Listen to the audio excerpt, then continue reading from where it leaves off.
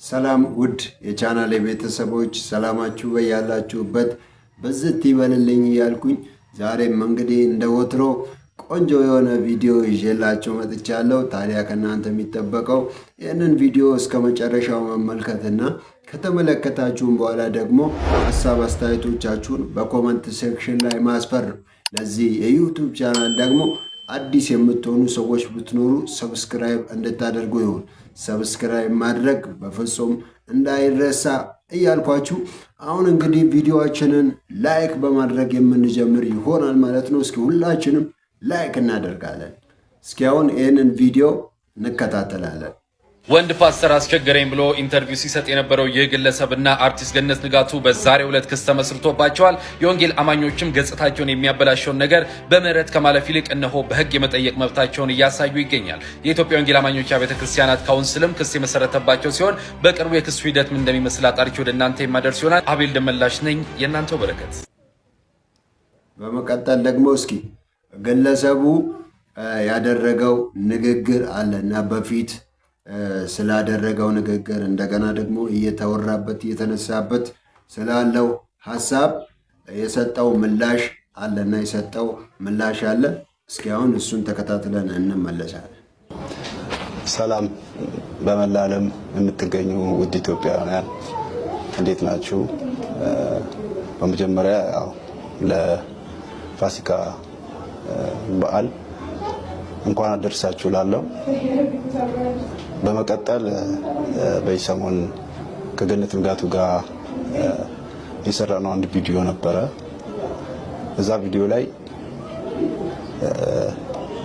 እኔ የተጠቀምኩት ወጣቱን ለማስተማር ወጣቱ እንዲያውቀው በማለት ነው እንጂ እኔ የፕሮቴስታንት እምነት መንቀፌ ወይም ፕሮቴስታንት እምነት እነሱን መስደብ መናገር አይደለም።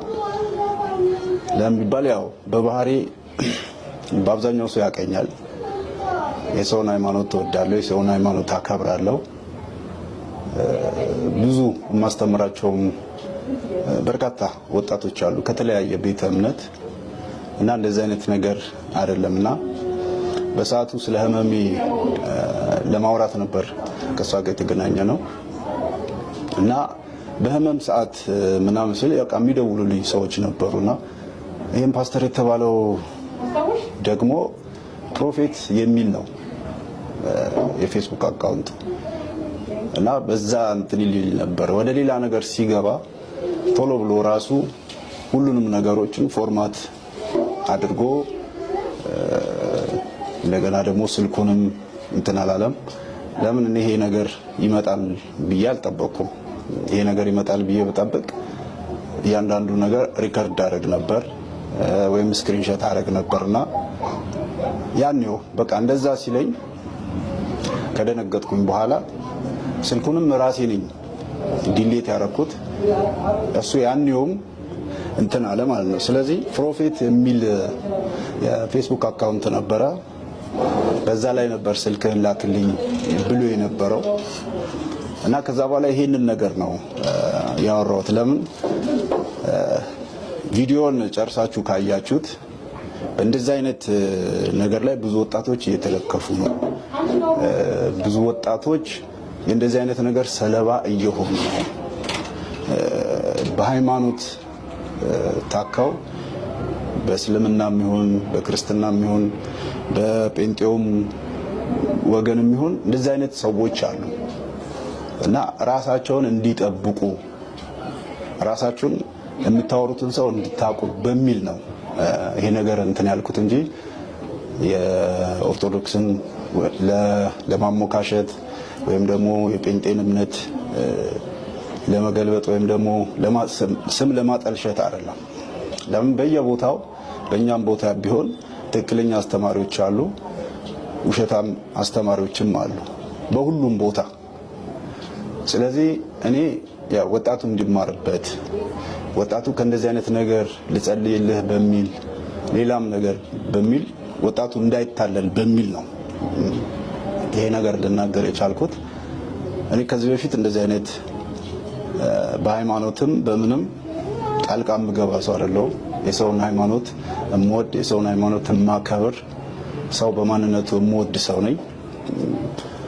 አስተዳደጌም እንደዛ አይደለምና በዚህ ያው ብዙዎች ተከፍታችኋል፣ ተከፉም ይገባል እና ያለው ነገር ይሄ ነው። እኔ ይሄንን ነገር ከራሴ ፈጥሬ ወይም ሌላ ነገር ሳይሆን በቃ ይሄንን የሚከታተሉኝ ብዙ ወጣቶች አሉ።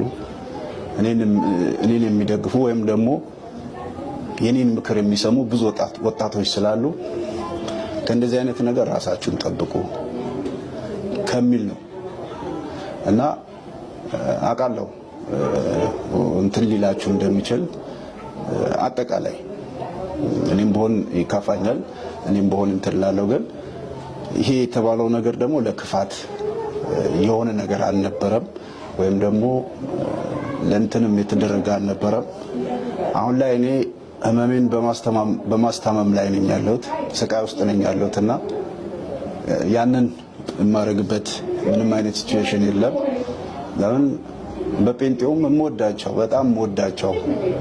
በጣም የማከብራቸው ፓስተሮች አሉ። ይሄ ሁሌም የምናገረው ማለት ነው። እንደዚሁም በኦርቶዶክስ ውስጥም የምወዳቸው ሰዎች አሉ፣ በጣም የምጠላቸውም ሰዎች አሉ፣ አስተማሪዎች። በእስልምና ውስጥም እንደዚህ በጣም የምወዳቸው ኡስታዞች አሉ፣ የእነሱን ትምህርት ሳገኝ የምከታተለው። እንደዛውም ደግሞ በሁሉም ሃይማኖት ላይ የሚያስተምሩት ትምህርት ወይም የሚናገሩትን ንግግር የማልከተላቸው ብዙ ሰዎች አሉና ነገሩን ከመልካም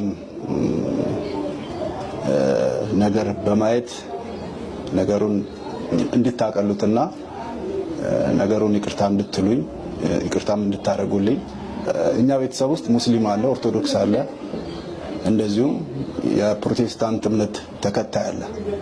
እንደዚህ አይነት ነገር የለም። ሀገር ነች። እንደ ሀገርም ደግሞ ሲታሰብ ሁሉም ተከባብረው ተዋዶ የሚኖርባት ሀገር ነች ያለችውና እና ያው የተለያዩ ሰዎች ስለተለያየ ነገር አውርቻለሁ። የተለያዩ ሰዎች የተለያየ መልእክት ይልኩልኛል። እማከብራችሁ እምወዳችሁ የፕሮቴስታንት ዘማሪያን፣ የፕሮቴስታንት አገልጋዮች፣ የፕሮቴስታንት ፓስተሮች እንዲሁም የፕሮቴስታንት እምነት ተከታዮች በሙሉ እኔ ይህንን ነገር ለማጥላላት የተጠቀምኩት ሳይሆን ወጣቱ በቃ ነገሮችን እንዲያስተካክል ራሱን እንዲፈትሽ በማለት ነው እንጂ በጣም ወዳቸው ክፍለ ሀገርም ቢሆን በጣም ወዳቸው ፓስተሮች አሉ ጓደኞቼ፣ ከነሱ ጋር ሰላማዊ ነኝ። እንደዚህ አይነት ችግር የለብኝም። እኔ ከዚህ በፊት ያለሁት ህመሜ ላይ ነኝ። የአንገት፣ የወገብ፣ የእግር እንዲሁም የልብ ህመም ላይ ነኝ ያለሁት። ራሴን በማስታመም ላይ ነኝ ያለሁት። ስለ ህመም በማውራት ሰዓት ነው የቸገረ ነገር ወይም ደግሞ ያስቸገረ ነገር በሚል ይሄ ነገር ሊነሳ የቻለውና የፕሮቴስታንት እምነትን ለመንቀፍ ለማንቋሸሽ የተጠቀምኩ የመሰላችሁ ብዙ ሰዎች አሉ። እኔ ማንኝና ነው የሰውን ሃይማኖት ላንቋሸሽና ላጥላላ የምችለው? ስለዚህ ከላይ ሁላችሁ ብትሆኑ በእኔ ንግግር በእኔ ኢንተርቪው በጣም የተከፋችሁ በጣም ያዘናችሁ ሰዎች በምታመልኩት በፈጣሪ ስም እጠይቃችኋለሁ፣ ይቅርታ እንድታደርጉልኝ እማጸናለሁ። ሰላም በመላ ዓለም የምትገኙ ውድ ኢትዮጵያውያን። በጣም ይገርማል። እንግዲህ አሁን ምንድነው እሱ በእውነት አሁን እንዲህ አይነቱ ነገር ባይዘው እየተለመደ መጥቷል። which ከዚህ በፊትም የሆነ ቪዲዮ ሰርቼ ነበረ እና ያም ቪዲዮ ምንድነው እሱ ትዝ የሚላችሁ ከሆነ ተመስገን የጌታ ልጅ የሚባለው የኦርቶዶክስ እምነት ተከታይ ማለት ነው በፕሮቴስታንት እምነት ላይ የማይሆን ነገር እንትን እያለ እያወራ ምናምን የሰራበት እንትን ነበረ። እንደዚህ አይነት ቪዲዮ ሰርቶ ይለቀቀበትና እንደገና ደግሞ በጣም በቃ ለምን ይህንን ነገር ይናገራል፣ ለምን እንዲህ ያለ ነገር ያደርጋል ምናምን በሚል እኛ ፕሮቴስታንቶች ስናወራ ስንጠይቅ እንዴት እንዲሆናል ምናምን ብለን ስንል ነበር። ግን ከዛ ያለፈ ምንም ነገር ማድረግ አልቻልንም። ይሄ ደግሞ በቂ ነው ብዬ አላሰብም። አሁን ያኔ ማለት ያ ልጅ አሁን እንትን የተባለ ቢሆን በህግ የተጠየቀ ቢሆን እኔ በህግ መጠየቅ ነበረበት፣ በህግ መጠየቅ አለበት ምናምን ብዬ ስናገር ነበር። ግን ማንም እንትን ሊል አልቻለም እና ያ ነገር ነው ማለት አሁን ያንን ልጅ አሁን በህግ ያስጠየቅን ቢሆን እንዲህ ያለ ነገር ዳግም በእኛ እምነት ላይ ባልተነሳ ነበር፣ በእኛ እምነት ላይ ባልተነሳ ነበር። ገብቷቸዋል አለ። ስለዚህ አሁን ምን አንድ ሰው እኮ የእምነታችንን ስም ካጠፋ በኋላ ትልቅ የተባለ ስህተት ከሰራ በኋላ ይቅርታ መጠየቁ እንደዚህ ብሎ የማይመስል ነገር ማውራቱ ምን ይጠቅማል? አንድ ጊዜ ስማችንን ካጠፋ በኋላ ማለት ነው። ስለዚህ ልጅ መጠየቅ አለበት፣ በህግ መጠየቅ አለበት ብዬ ነው ምለው። እስኪ የእናንተ ሀሳብ አስተያየት፣ የእናንተ ምልከታ እስኪ ምንድን ነው እሱ? በኮመንት ሴክሽን ላይ ሀሳብ አስተያየቶቻችሁን እንድታሰፍሩ ይሁን። ታዲያ ሌላም ጊዜ እንዲህ ያሉ ቆንጆ ቪዲዮዎችን፣ ሰሞናዊ ቪዲዮዎችን ይዤላችሁ የምመጣ ይሆናል። ታዲያ ለዚህ የዩቱብ ቻናል አዲስ የምትሆኑ ሰዎች ብትኖሩ ሰብስክራይብ ማድረግ በፍጹም እንዳይረሳ። ይህ ቪዲዮ ደግሞ ብዙ ሰዎች ጋር ይደርስ ዘንድ ሼር፣ ኮፒ ሊንክ እንድታደርጉ ይሁን። ዳግም በሌላ ቪዲዮ እስክንገናኝ መልካም ሳምንት ይሁንላችሁ። ደህና ቆዩልኝ።